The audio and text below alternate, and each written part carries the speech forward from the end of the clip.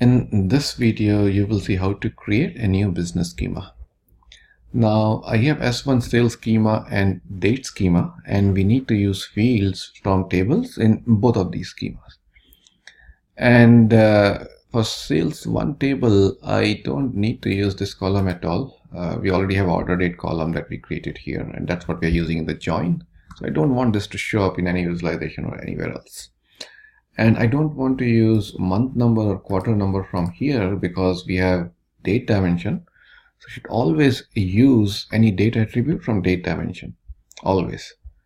It's very useful. It will save you a lot of time later on when you have other transaction tables joining to the same date dimension. It's extremely useful. Now let's go to business schema, click on create new business schema. Let's call it S1 sales BS. Make sure you start this name with your user ID. If your user ID is S10, it should be S10 sales underscore BS. Let's save this and let's add a new view. Let's call this sales. And from here, let's select date schema and sales schema and click on save. Now from date schema, I want to bring in year. Let's bring in quarter as well, quarter name. Date should always spring from date schema because it's always good to use dimension table when you're doing analysis by. Don't use date from transaction table. So we have year, quarter, date, and let's bring in month number, month name, and maybe you can also preview data here by clicking on this. I don't want that. Let's see, what is this, month, year. So let's bring in month and year. Now let's bring in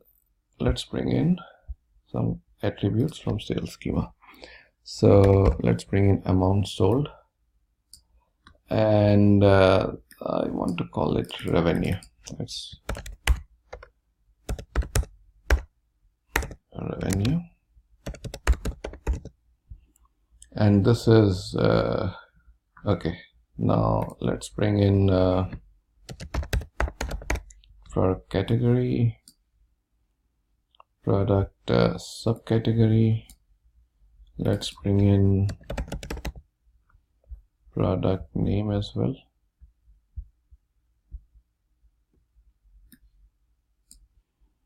Let's bring in, let's see what we have in customer table.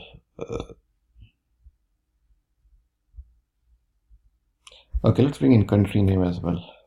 Country name. And from customer table, let's say if you have name here, you have customer first name and customer last name. I don't like that. I don't want to use that. So I'm going to create a new formula column. And this is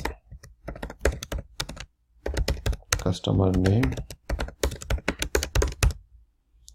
And this is not in measure, this is a dimension.